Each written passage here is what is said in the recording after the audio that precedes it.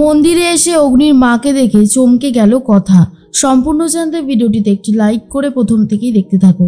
গল্পের শুরুতেই দেখা যায় ডাক্তারবাবু বাইরে এসে কথা বলতে থাকে আর বলে অগ্নিপর জ্ঞান এখনো ফিরছে না। আসলে এতটা পরিমাণে ধোঁয়া অ্যাবজর্ব করেছে যে প্রচণ্ড প্রবলেম হয়ে যাচ্ছে, কিন্তু ওনার জ্ঞানটা ফেরাটা আগে দরকার। জ্ঞান না ফিরলে খুব মুশকিল হয়ে যাবে। দেখুন, যতটা ক্ষত হয়েছিল সেটা তো আমরা ঠিক করে দিতে পেরেছি, কিন্তু জ্ঞান না ফেরা পর্যন্ত আমরা কিছুই করতে পারবো না। আমাদেরকে একটু অপেক্ষা করতে হবে। কথা তখন বলে, কি বলছেন ডাক্তারবাবু, উনি কখন সুস্থ হবে? আমার যে আর ভালো লাগছে না। ডাক্তারবাবু বলে, দেখুন, অপেক্ষা করা ছাড়া এখন আর কোনো উপায় নেই, আমাদেরকে অপেক্ষা করতে হবে।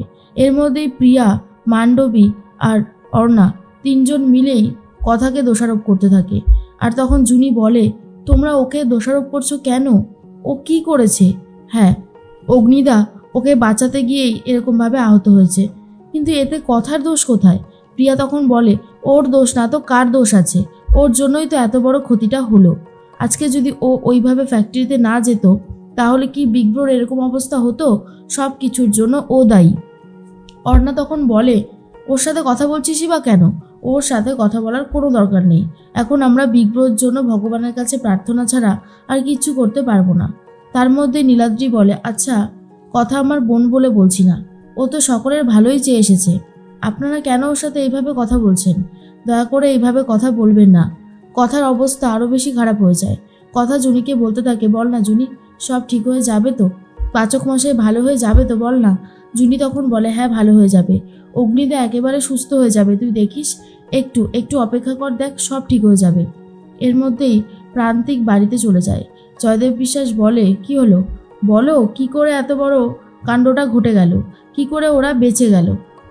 প্রান্তিক বলে, বাবা, সব কিছু ঠিক হয়েই গেছিল, একটুর জন্য গন্ডগোল হয়ে গেল। ওই অগ্নিব সঠিক সময় এসে একেবারে কথাকে বাঁচিয়ে দিয়েছে। জয়দেব বিশ্বাস বলে, আগুনটাকে একটু বেশি করে লাগাতে পারোনি, যাতে কালো ধোঁয়ায় চারিদিক ছেয়ে যেত, সমস্ত পাবলিকরা দূর থেকেও পর্যন্ত বুঝতে পারত যে গুহ ফ্যাক্টরিতে এইভাবে আগুন লেগেছে।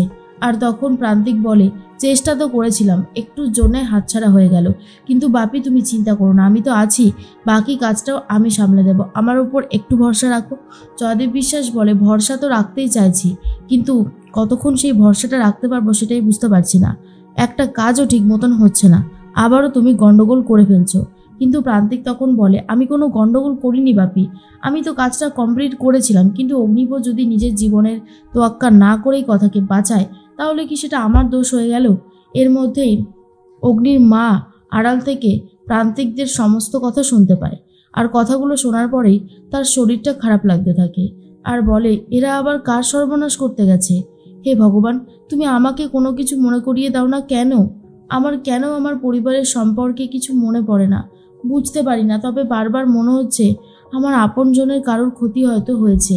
বুকের ভেতরটায় কেমন একটা অদ্ভুত কথা বারবার মনে আসছে যে আমার আমার আপনজন, আমার রক্তের সম্পর্কের কেউ, কিন্তু কে হতে পারে? কিছুই তো মনে পড়ে না, সব কিছুই তো ভুলে গিয়ে বসেছি। আমি এখন কি করব? এক কাজ করি, ঠাকুরের কাছে সেই অচেনা অজানা ব্যক্তির নামে একটু পুজো দিয়ে আসি, তবে যদি মনটা শান্ত হয়, কারণ মনটা খুবই অশান্ত হয়ে উঠেছে, আর পারছি না সহ্য করতে।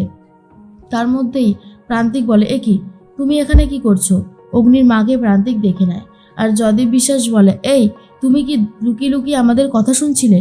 অগ্নির মা তখন বলে, না না, আমি কথা শুনতে যাব কেন? আর তার মধ্যেই প্রান্তিক বলে, হ্যাঁ তুমি কথাই শুনছিলে, কথা শোনার তোমার একটা ধাত আছে, সরে যাও এখান থেকে, বলেই ধাক্কা দিয়ে ফেলে দেয়। অগ্নির মা তখন পড়ে যায় আর অনেকটাই ব্যথা লাগে, কিন্তু তবুও অগ্নির মা বলে, একদিনে সব কিছুর জবাব দেব, কিন্তু তার আগে আমাকে একবার পুজো দিতে বেরোতেই হবে। সেই অচেনা অজানা ব্যক্তির সুস্থতা কামনা করে আমি একটু পুজো দিয়ে আসি। এর মধ্যে প্রান্তিক বলে, আচ্ছা পাপি, তুমি এই মহিলাটাকে এই বাড়িতে কেন রেখেছো? একজন মহিলা যার কিছুই মনে থাকে না, কোনো কাজ বললে করতে চায় না, কি দরকার ওকে এই বাড়িতে রাখার? ওকে অন্য কোথাও পাঠিয়ে দাও না, তাহলেই তো হয়। জয়দেব বিশ্বাস বলে, সেটা যদি সম্ভব হতো তাহলে অনেকদিন আগেই করতাম।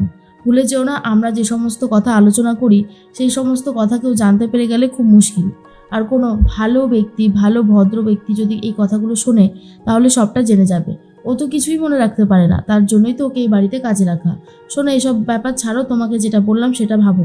আর শোনো, অগ্নিব তো এখন হসপিটালেই ভর্তি আছে, দেখো যদি কোনো কিছু করতে পারো, গুম করে দাও দরকার পড়লে। প্রান্তিক তখন বলে, ঠিক আছে বাপি, তুমি যেমনটা বলছো তেমনটাই হবে, তুমি চিন্তা করো না, আমি সবটা সামলে দেবো।